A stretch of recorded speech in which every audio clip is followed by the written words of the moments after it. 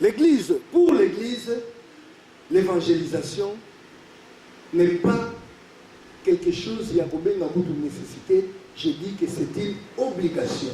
Parce que l'église a été créée pour accomplir les projets de Dieu qui consistent à réunir toutes choses qui existent, donc tous les hommes qui existent sur la terre sous l'autorité de Jésus. Et toujours à votre sang malam, bandimela Yesu, Yesu akota na bongo ina bango, babanda kotosa Yesu. Alléluia. Maintenant, nakati na moto, un chrétien, la nécessité d'évangélisation. Puisque le message, et puis ça m'a dit d'habiter les Libanais, nécessité à l'évangélisation, n'attend pas pour l'église, et puis pour la carte de la chrétienne. L'itomba, intérêt, importance, il y a évangélisation, na kati na bomouya mon Christ. Je vais vous dire une chose. Tango tobota maka na libota ya tata na mama tobota maka ba Christ. Amen. Même si au botami et pas na pasteur. Papa nous a pasteur, au sambela ndenge nini, on n'est pas chrétien. Amen. Ba komaka mon Christ tango mutandimeli Yesu. C'est l'erreur que ma catholique basala, on va dire qu'on baptiser bana, basali bango ba carte, ba lobi à mon Christ. Jamais. Parce que la Bible lobby allez annoncer, celui qui croira et qui sera baptisé sera sauvé. Alléluia. Moto oyo abotami na libota atata sambela kazana so full azana mon Christ. Amen. C'est pourquoi on a le bango biso ba pasteur parfois tous ça la moi berère. Pour moi, na koli, aux 8 ans côté a été, surtout qui moi n'a eu comme musicien d'église, allez me colomovo, botiele ma boga comme pasteur. Et nous voyons comment l'église est connue au Palangana. Parfois, il l'a insulté, mais il est venu dans l'église par habitude. Alléluia. Abotama dimanche, il dans l'église, dans mercredi, dans jeudi. C'est son habitude. Alors, par contre, comme Christ, n'a condamné la Jésus. Et nous appelons ce processus, bien ce mystère, nous l'appelons la nouvelle naissance. Amen. Nouvelle naissance, c'est lui qu'on va botama yasika. On botama qui na tata maman et ça makamuna bino. Mais oyo yasika, au botami na volonté na nzambe, nde okomi mwa na nzambe. Amen. Oh, moto ya botami okomi mwa na nzambe. Aucune naissance ne se fait en âge adulte. Motomoko te akobota mambala moko mukolo 40 ans. Alléluia. Peut-être Adam n'a évité. Parce qu'il est déjà Ngambé à Kemba. Le col est la nouvelle naissance. C'est par la nouvelle naissance que nous devenons enfants de Dieu chrétiens. Et les gens qui ont été banatozali, il faut au cola pour bénéficier de l'héritage de Dieu qui est devenu notre Père par la nouvelle naissance en Jésus-Christ. Il faut moto à cola. Alléluia. Et la Bible dit que aussi longtemps que l'héritier est un enfant, il ne diffère en rien d'un esclave. Au cause de la naïo prince, moi héritier, mais ce qu'on s'accorde bébé, aux amoines, alléluia. Il faut que l'enfant grandisse, croisse, devienne adulte pour bénéficier de l'héritage de son père. Donc, comme il parle ensemble, nous avons à Tchakati na yo.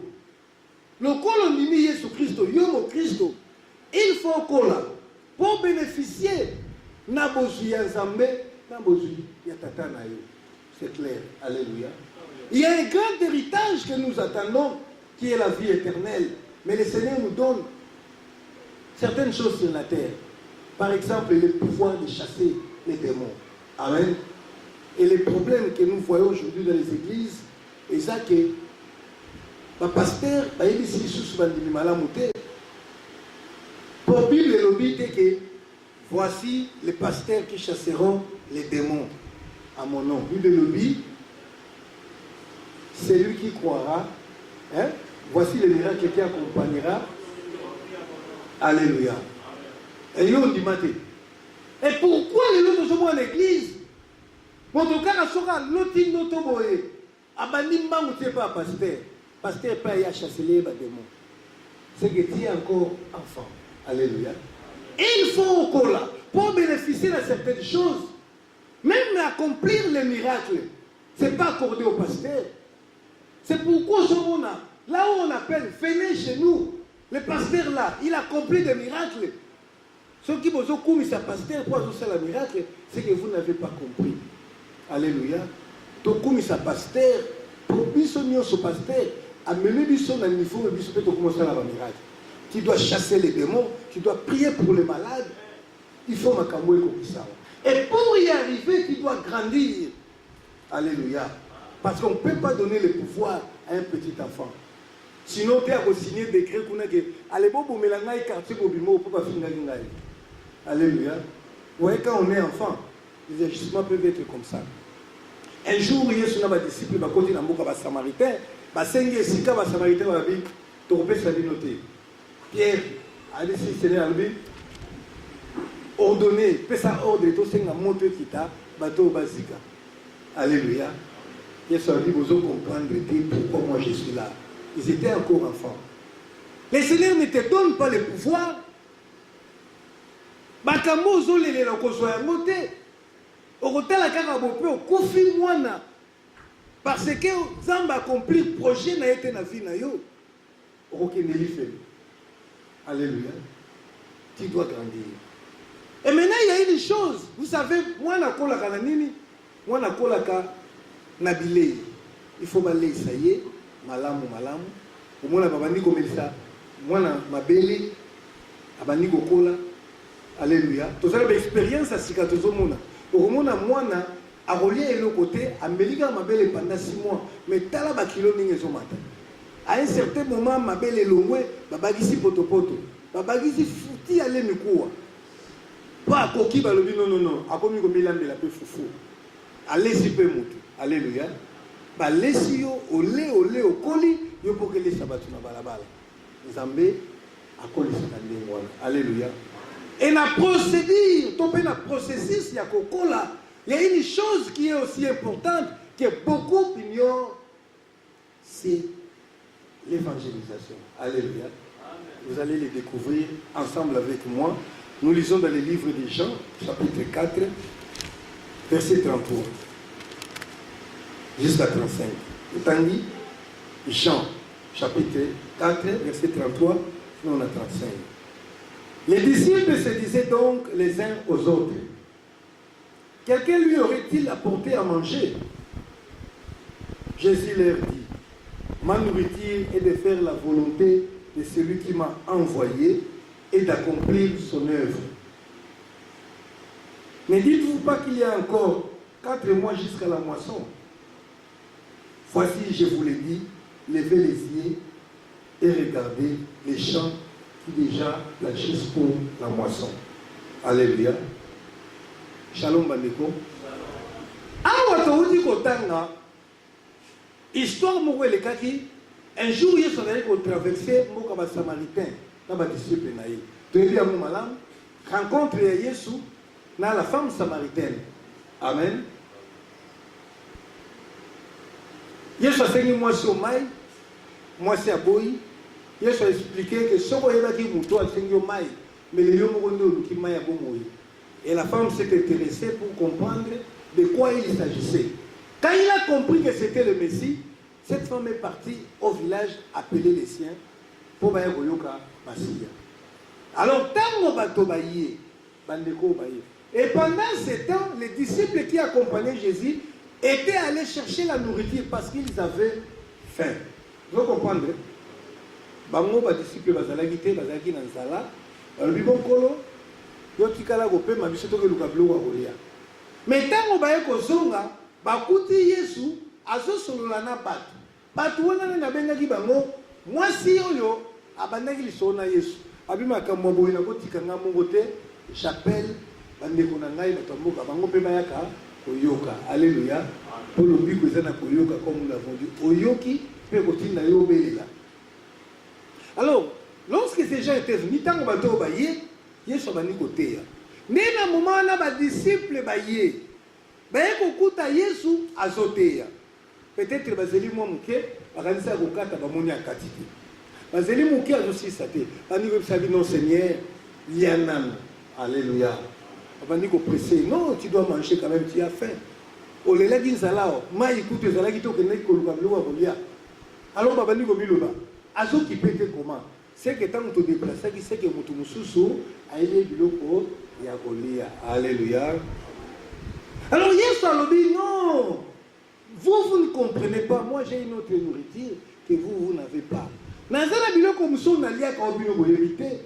Ma nourriture c'est faire la volonté de celui qui m'a envoyé. Alléluia.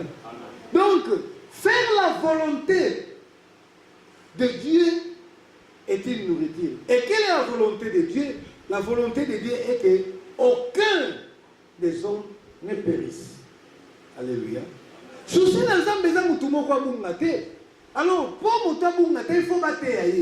Donc Yesu a expliqué un secret que nous avons toujours négligé. La personne qui s'exerce dans l'évangélisation croit spirituellement. Alléluia. Motoyo akoti na makambo kote ya sango malamu. Voilà l'importance de l'émotion nazo relever.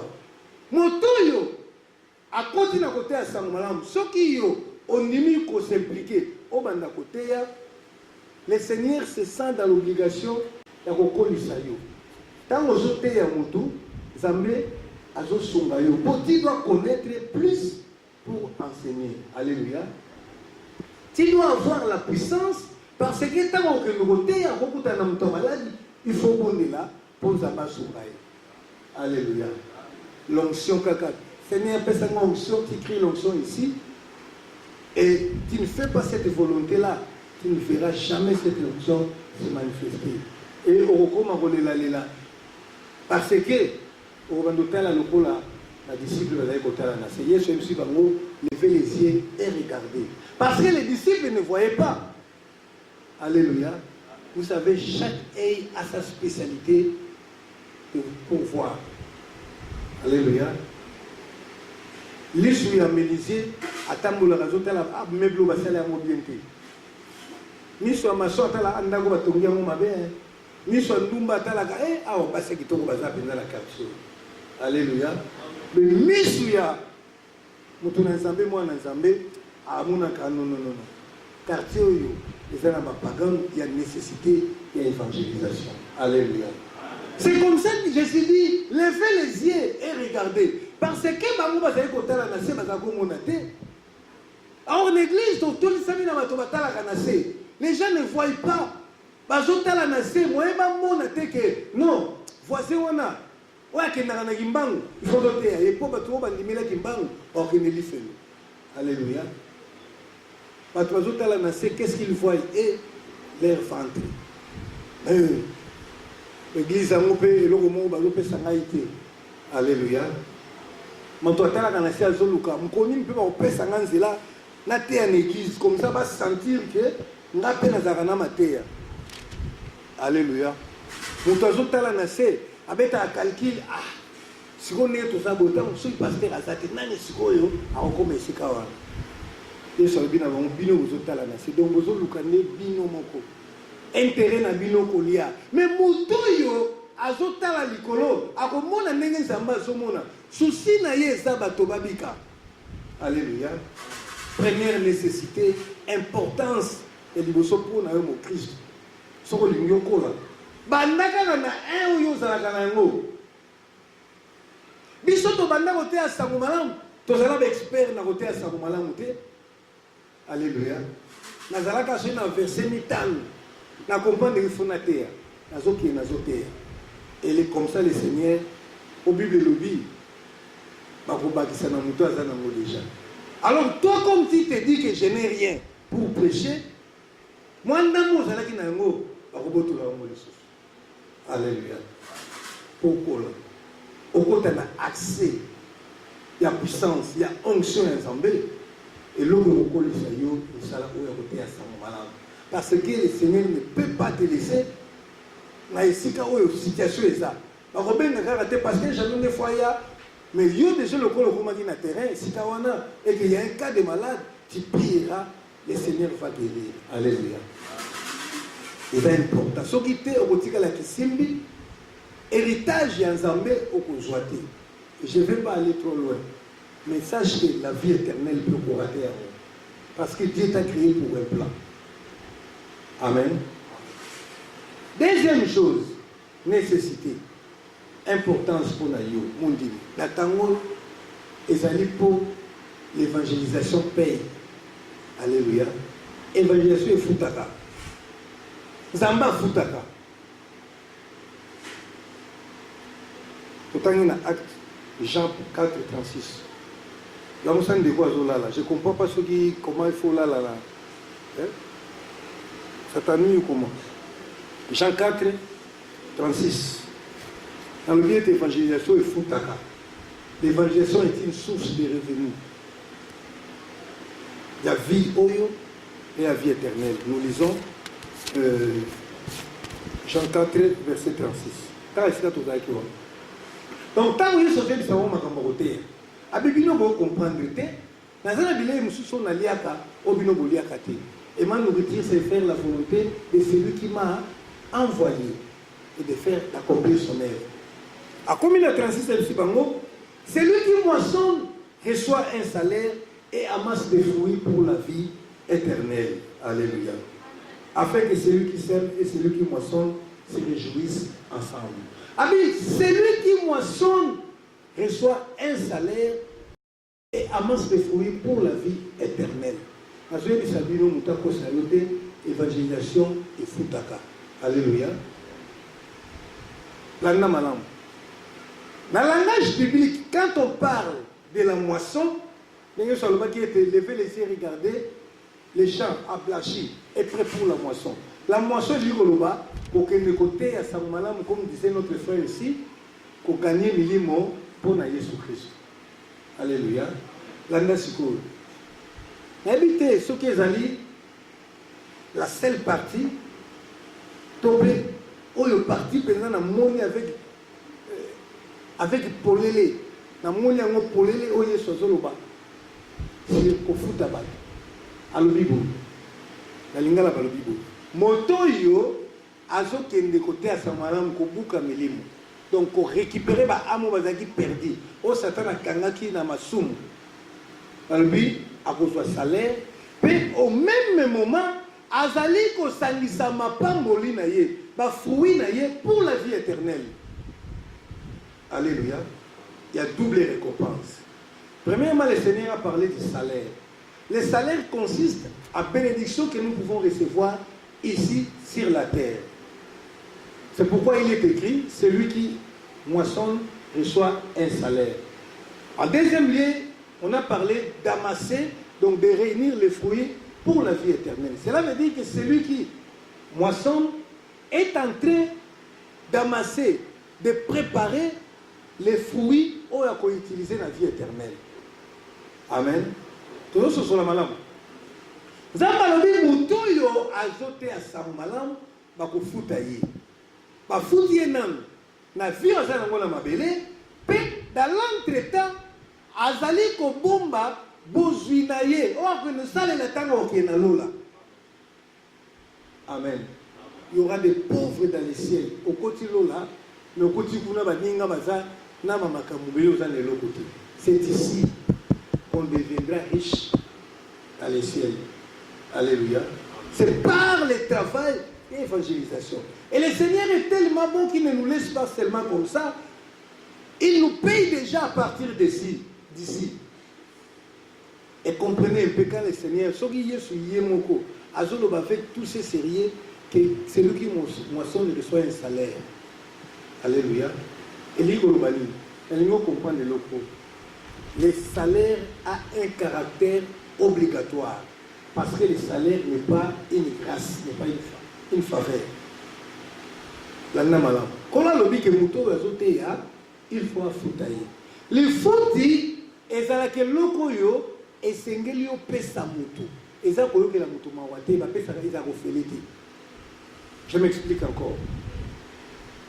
Nous avons des frères qui sont là à côté de moi. je les appelle. Je dis à l'un d'eux, ma frère Mibali va faire du wana. Je dis frère, yo, nazo pesa yo musala.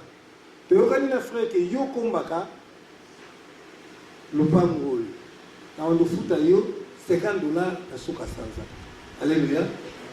Ce qui frère a sali musala, ce qui frère a sali musala, et lui qu'on va être frère. Et sengeli na suka sanza na pesa ye mongo na ye. Amen.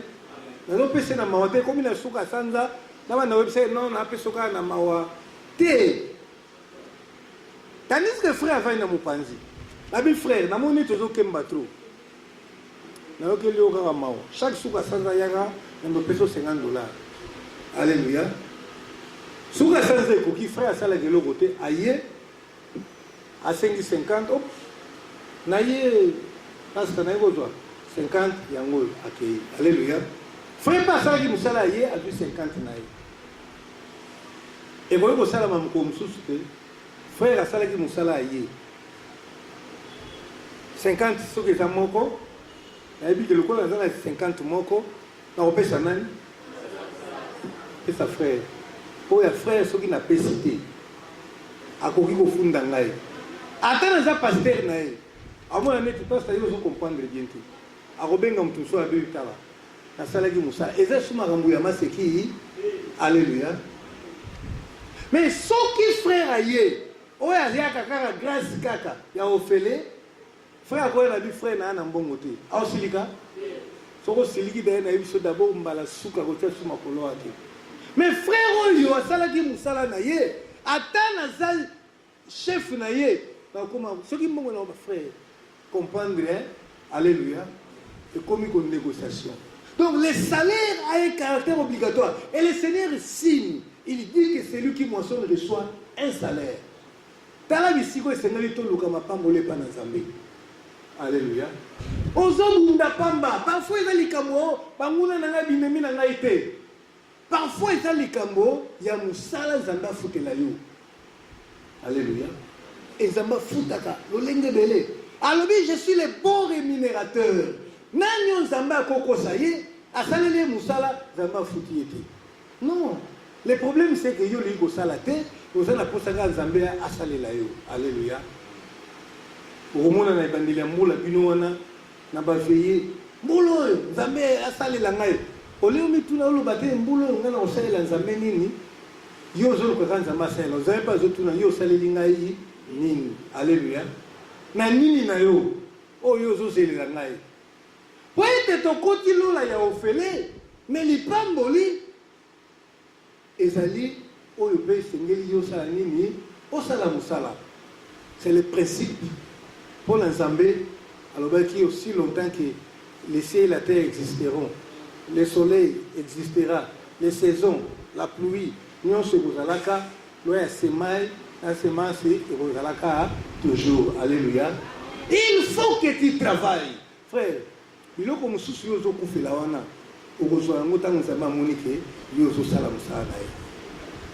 Alléluia. Vous croyez que quand vous êtes à l'hôpital, il y a papa qui a dit que sala kana Vodacom à l'hôpital. Non, c'est parce que tata na yo salaka. Alors prise en charge qui t'y est pas na yo. Ce que vous savez l'ensemble, tes problèmes deviennent les problèmes de Dieu. Au comme cas social, le corps continue la priorité dans l'ensemble, tu deviens la priorité pour Dieu. Alléluia. Si vous avez retrouvé ça dans l'ensemble, Zamba zongo na milimo ezokufa yo zolo banzambe ngai ndako ngai voiture nzambe ngai libala ngai voyelle zamba zotala le bibo déjà na peso déjà lola sikoyo nini oyo saleli ngai. Alléluia. Soki moto a s'engager na mosala oyo ya kote ya sango malamu Nzambe ako accorder ba protection. Alléluia. Andoki ya famille na bino bako se réunir. Ba se réunir ba lobi que non faut liaye. Mais Nzambe alobi que soki ba les frères muto kote ya lisusu na quartier azate. Alexandre livre ba liayo. Alléluia. Ozobunda na pamba. Moi je vous dis une chose, moi le Seigneur m'a dit, dans mon kilo muto ko bomanga azate. Ça, je vous dis, et ça va de notre côté,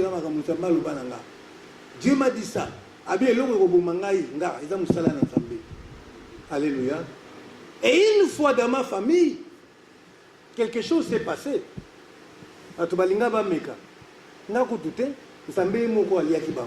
Et le Seigneur m'a révélé. Alléluia.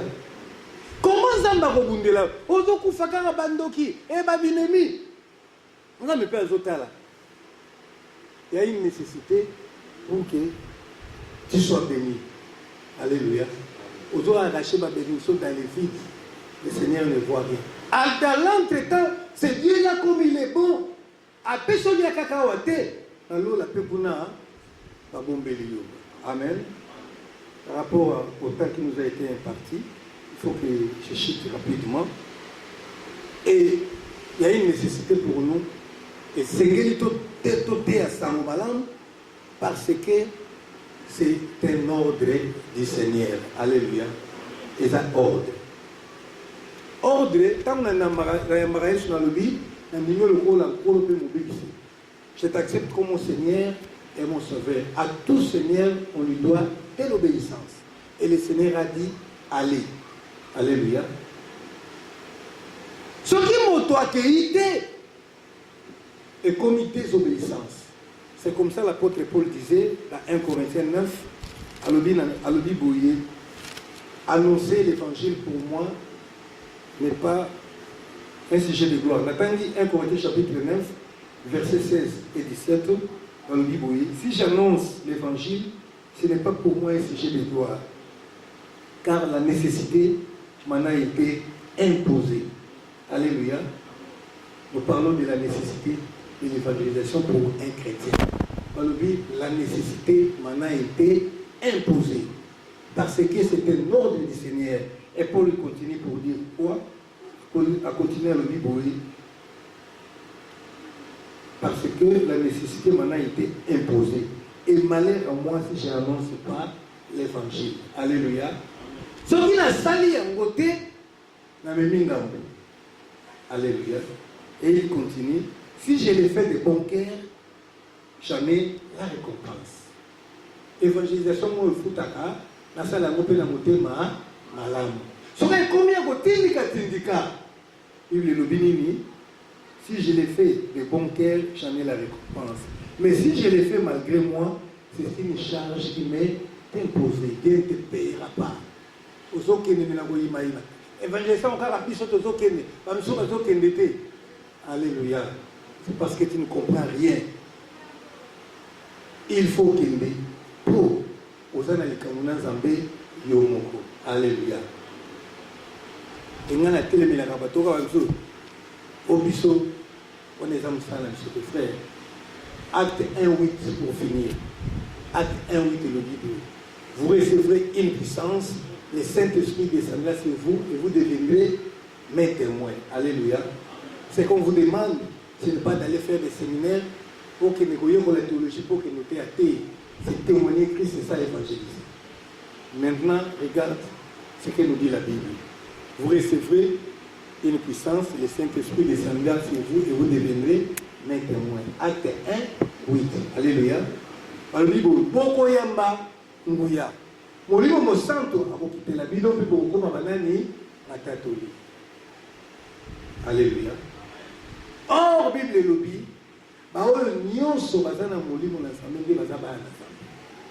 et chaque jour dans l'église, vous priez, vous appelez tout seul sur la moline. Ah, vous avez de la montée. Vous avez de la paix. Alléluia. Alors, Bible et lobby, vous avez ma moline, vous avez un témoin. Yo moline, yo yambaka, au salaka na moline. Voilà les problèmes au coin dans mon assemblée. Bato ba yamba moline, mo santu. Et tiens, bango qui m'y a été, bayoka pour ça, frère, yaka, l'église, Yesu tamalam, Yesu akangolingai. Nazalaka mutuna masou, ils ont témoigné. Comme tu ne témoignes pas, c'est que tu n'as jamais reçu l'Esprit de Dieu. Comme tu n'as jamais reçu l'Esprit de Dieu, le Seigneur ne te connaît pas. Alléluia. Mais je sais que parfois, tu as reçu l'Esprit de Dieu, mais tu as peur. Mais ce que Timothée, l'esprit que tu as reçu, n'est pas un esprit de timidité. Tellement, Kasumuka. Le roi la battu, le coup, tu vas y soloté. alima kutu molimo mosantu te les témoins de Jéhovah kaka courage kaka ya bana mokili ya bana kwata ya bana bude bazokoki ya sango malamu alors moto ya molimo mosantu akotelema te ndenge nini ça devient inobéissance délibérée. Quand pour la lobby, malheur à moi que je n'annonce pas l'évangile. Alléluia. Que le Seigneur vous bénisse.